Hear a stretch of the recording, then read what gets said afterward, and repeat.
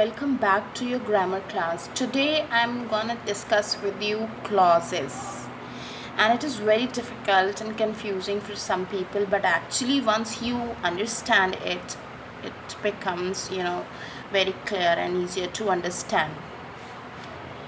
But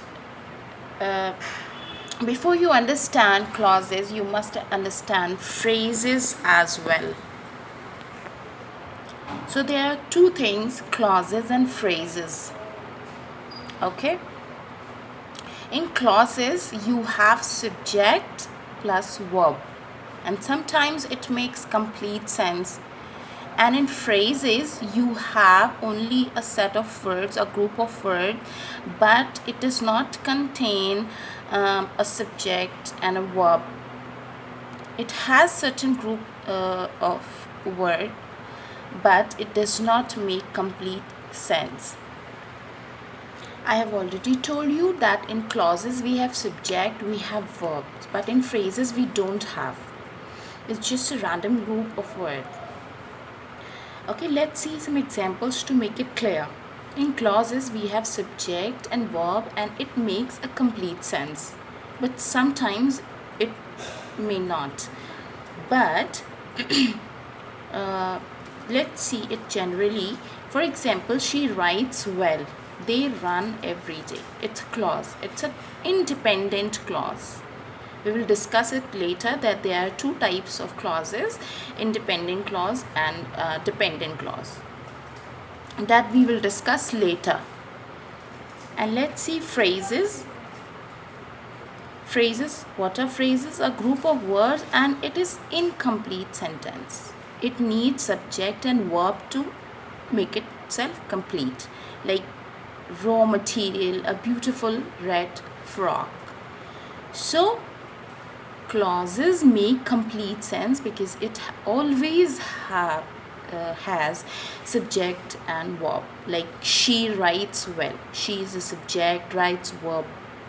They run every day, they subject, run is a verb. So you see, clauses always make complete sense, and phrases are just group of words which make incomplete sentence. They need some more words to complete itself. I have already told you that clauses are of two types, independent clause and dependent clause. But in both cases we have subject and verb, but sometimes they are dependent and sometimes they are independent. Let's see the quality of independent clause, why they are independent. Okay, in independent clause we have subject plus verb. Let's see the example. She smiled, or he laughed, or you may stand. These groups of words are making complete sense. They have subjects, they have verbs. So you, in this case, you can say it is an independent clause. Now let's see dependent clause, how they are different, because they too have a subject and verb, but still they are dependent on independent clause to complete its meaning. Let's see the example. Wherever you want. When she heard the joke. They are they have subject, they have verbs, but still they are incomplete. These sentences are incomplete. They need some more words to complete them. When he found them cowards. They need independent clause to complete them. We will see how. She smiled when she heard the joke. So you can make it like that. Let's see the second one. He laughed when he found them cowards. He laughed when he found them cowards. Okay, let's see the third example. You may stand wherever you want. You may stand wherever you want. So you see how they are getting completed. They are dependent clause and they need independent clause to complete themselves.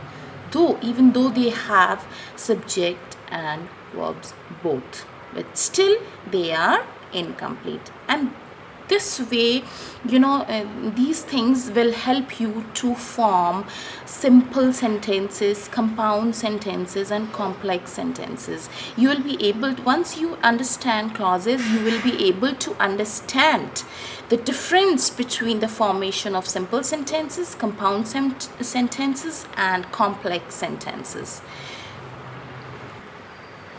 Now you have understood meaning of clauses and the types of clauses. Now you must understand where to use clauses, where we are supposed to use clauses. Clauses are used in formation of simple sentences, compound sentences, and complex sentences. Once you understand the difference between independent clause and dependent clause, you will be able to make any kind of complex sentence. So let's see what is the quality of simple sentence. Simple sentence, what is simple sentence? It is just one independent clause. It has subject, it has verb, and it is complete in itself. For example, he got hurt badly. So you see, it doesn't need any other sentence to complete itself. So it is simple sentence because we have here only one independent clause. One complete sentence is a simple sentence.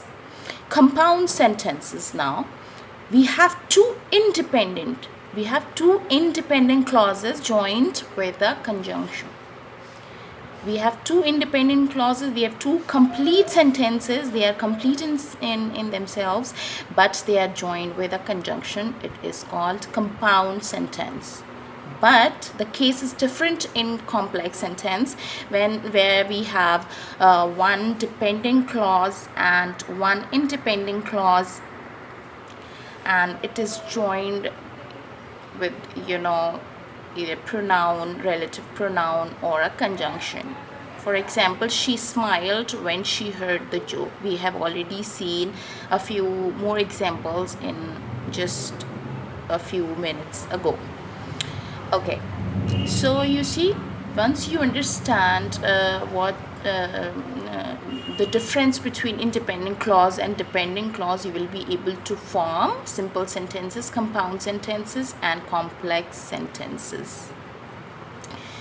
And one more thing that is very important to understand, that dependent clause is of three types. They are relative or noun clause, adjective clause, adverbial clause. When you use noun as noun, when the dependent clause is used as noun, it is noun clause. When it is used or treated as adjective, it is adjective clause. When it is used as an adverb, it is adverbial clause. So we will discuss it in our next video. Till then, just try to understand the clause and the formation of clause and the formation of simple sentences, compound sentences, and complex sentences. And keep watching, keep waiting, and take care of yourself. Till then, bye.